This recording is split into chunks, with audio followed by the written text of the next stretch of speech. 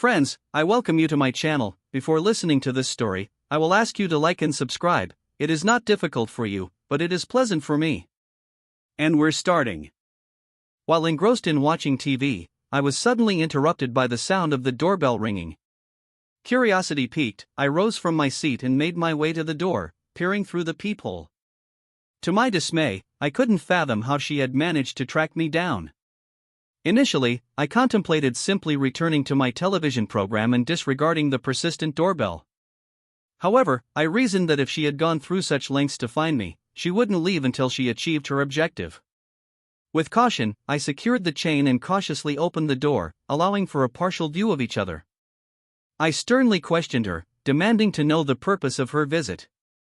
Hadn't my departure made it abundantly clear that I had no desire to ever lay eyes on her again, let alone engage in conversation?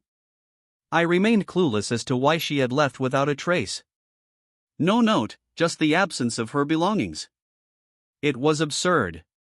How could she not comprehend the reason? I had explicitly warned her of the consequences if she walked out that door. "Can I come in?" she asked. Realizing that I needed to confront this situation head-on, I unfastened the chain and stepped aside, allowing her entry. She settled herself on the sofa and requested a glass of water. As I obliged, my mind wandered back to the night that had set everything in motion. Upon returning home from work, I discovered my wife, Alice, dressing up. Unbeknownst to me, we had plans for a date. "Who are you going on a date with?" I inquired. "You don't know him?" she responded. "He's a colleague of mine, new to the office and lacking acquaintances. He wanted to attend Sylvia's birthday party but didn't want to go alone, so he asked me to accompany him." I interjected, questioning whether he was aware of her marital status. Dismissing my concerns, she asserted that nothing would transpire between them. Furthermore, she expressed her desire to attend Sylvia's party with or without my presence. Defending her friendship, she declared that she wouldn't abandon her best friend of many years simply because I disapproved. My disdain for Sylvia stemmed from her multiple divorces, each one resulting from infidelity. I have a strong aversion to attending her gatherings due to the presence of illegal substances. It seems that you believe that because she engaged in infidelity, I will follow suit. Given my close association with her, I can understand why you would think that. However, take a moment to reflect on your own actions. Now you are dressed in an enticing little black dress, preparing for a date with another man. It is evident that your attire is specifically chosen for him. I can only think of one reason why you would dress so provocatively for him, and it is truly repulsive to consider. No, that cannot be true. Allow me to remind you of what you wore to the last two parties at Sylvia's. In one instance, you wore trousers and a blouse, and in another, jeans and a sweater. There is no doubt in my mind as to why you have chosen to dress this way for this particular event. Sylvia has finally managed to persuade you to explore other options, as I have gathered from the snippets of conversations I overheard. I am aware that she has been attempting to involve you in her questionable activities for years, and it seems she has finally succeeded. You are mistaken. It is not what you think at all. It would be quite simple to prove that I am mistaken. Please reconsider attending the party. Stay here with me instead. I cannot do that. Todd is relying on me, and he holds a greater importance in your life than I do. All I can say to Alice is that if you leave, your marriage will be in jeopardy. Don't be absurd. It will not harm us in any way. Don't wait for me, she said, making her way towards the door. Goodbye, Alice, I uttered as she exited. I believe she sensed the finality in my tone, hesitating for a brief moment before walking away. Did I overreact? I do not believe so. I was close friends with many of the individuals in Sylvia's circle, and through them I learned about the debauchery that unfolded at her parties once those who did not wish to partake had left. It became a scene of orgies. Although Alice may not have been actively participating, I suspected that she was present, observing. I also overheard Sylvia urging Alice to forget about the person she was married to and join in. Alice always responded affirmatively, expressing her desire to participate, but she refrained because I did not partake. my involvement in I dedicated countless hours attempting to persuade Alice to end her relationship with Sylvia and cease attending her gatherings. However, due to her strong bond with her best friend, I was never successful in achieving this. Throughout the evening I pondered over what actions I should take. Divorce crossed my mind, but I was uncertain if Alice would be unfaithful. Nevertheless, could I continue living with her considering her disrespectful attitude of leaving me, Sam, behind?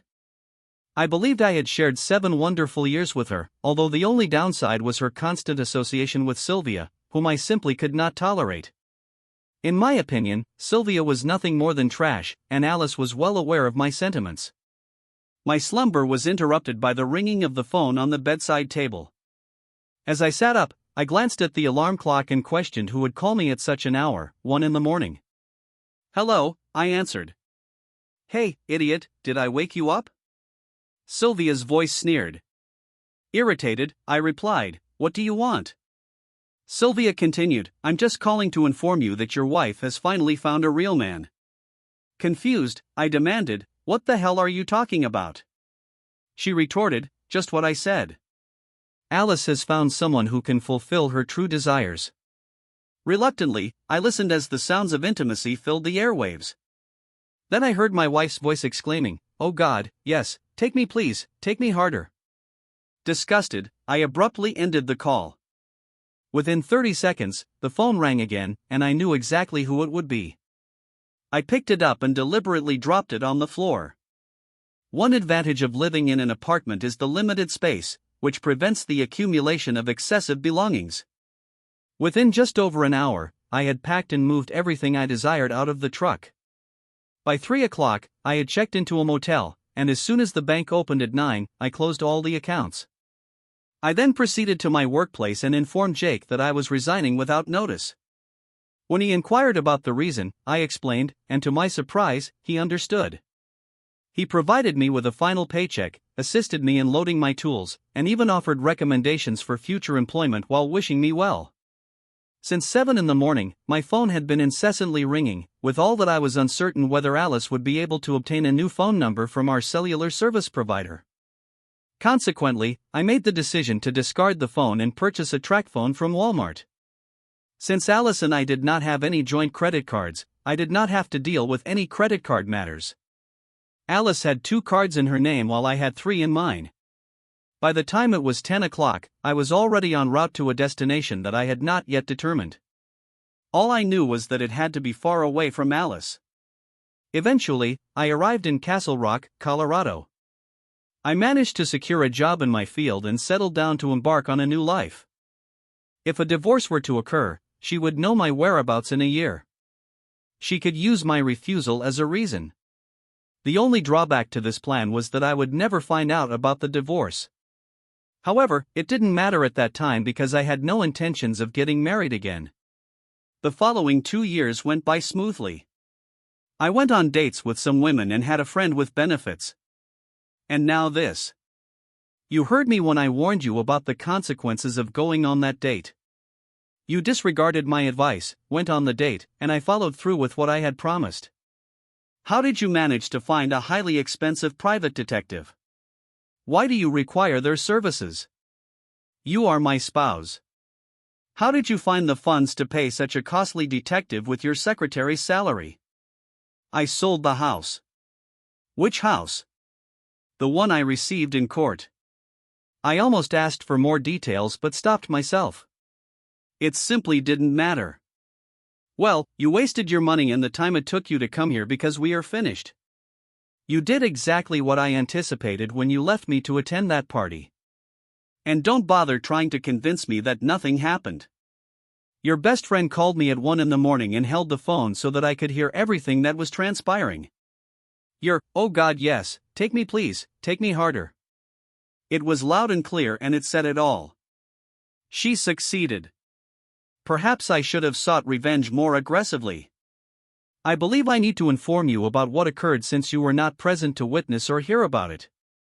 Attending that party was never my intention to engage in such activities. It was the last thing on my mind. Indeed, I made the decision to go to the party because Sylvia asked me to. She seemed to have some sort of issue with Todd, although she never explicitly stated it.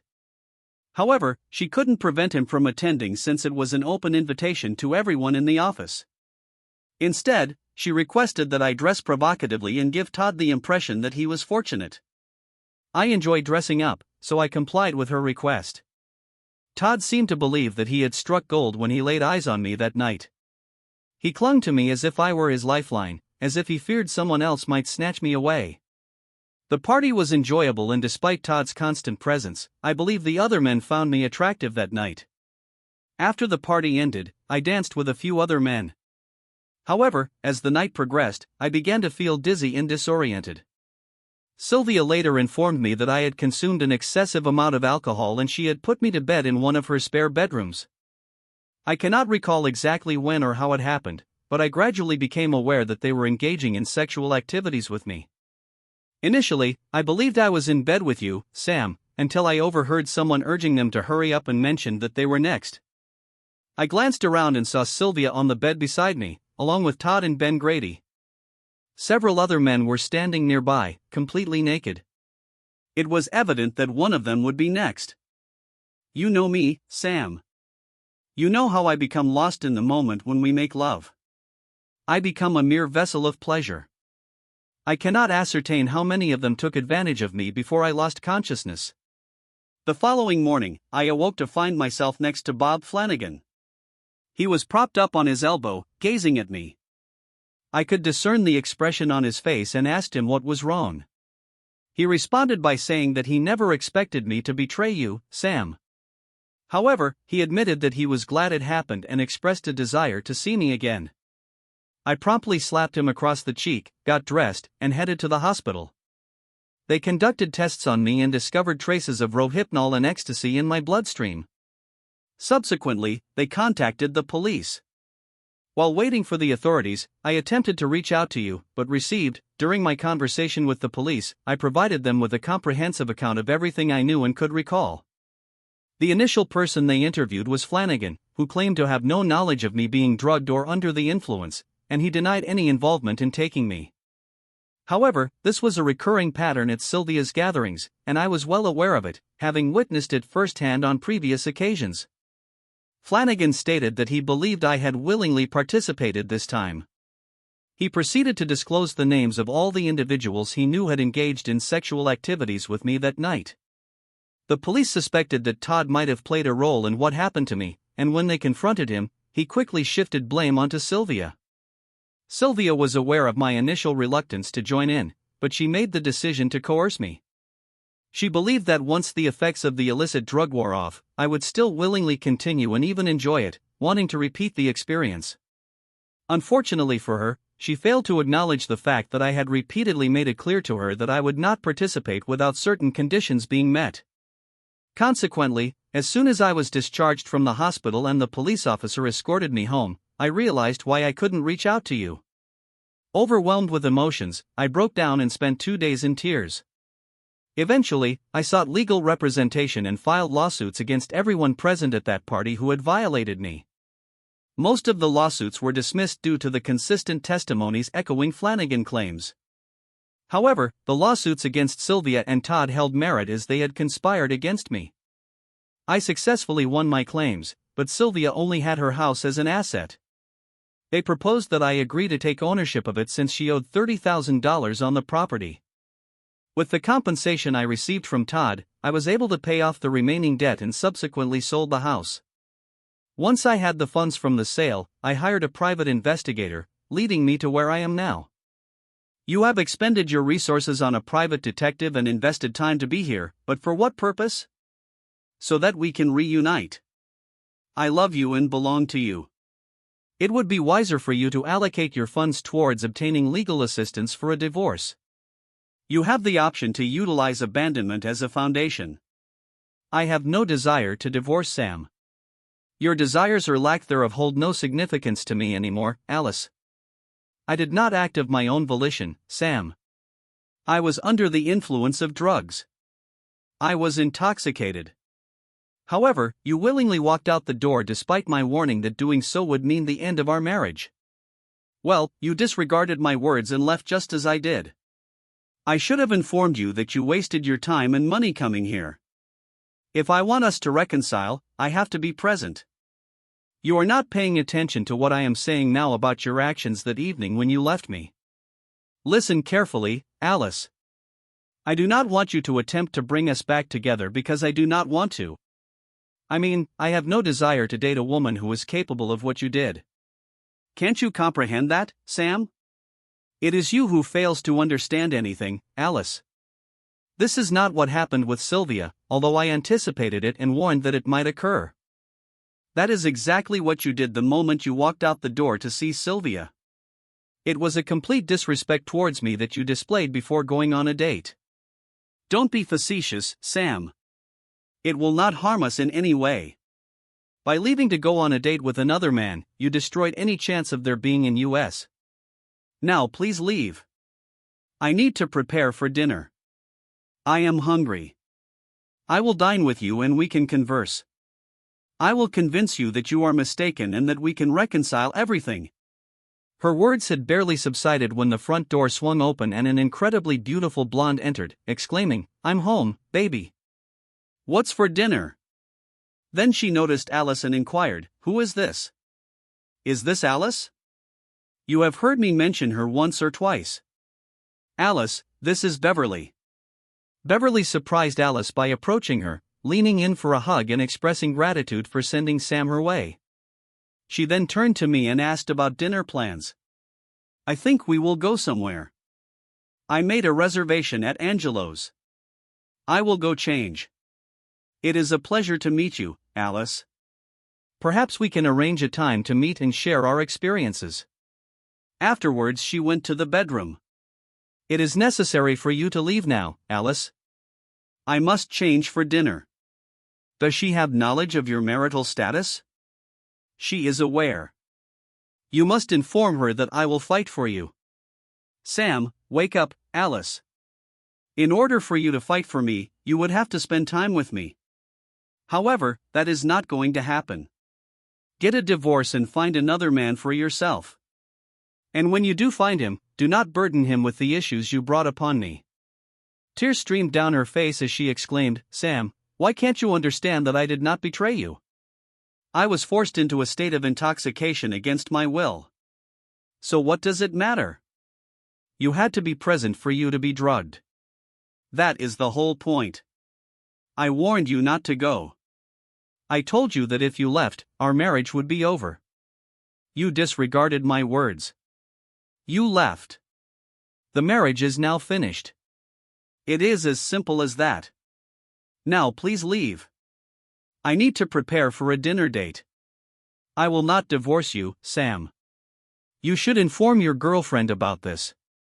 She can never marry you. In any case, she cannot marry me either. She is already married and in the same predicament as me. Her husband refuses to grant her a divorce and she does not want to spend money on obtaining one. I will leave, but I will not go far. I cannot bring you back from a long distance, so I am relocating here. I am going to win you back." "That is nonsense, Alice. I have already stated this multiple times and you need to understand that I am serious. I do not want you. Now go." She cried but departed. Bev entered the room, looking radiant. "Why are you not ready?" "I decided not to go." "No, it simply took me longer than expected to get ready." "Is she gone for good?" "It must be so. I made it clear to her that I want nothing to do with her." "That is good because I am not going to let you slip away from me." I smiled at this and said, "I will be ready in 10 minutes. Subscribe to our channel so that your partner does not betray you again." Feel free to proceed and listen to the upcoming narrative as it pales in comparison to the subsequent tale. However, if you are below 18 years old, it is strongly advised against contemplating the idea of listening to the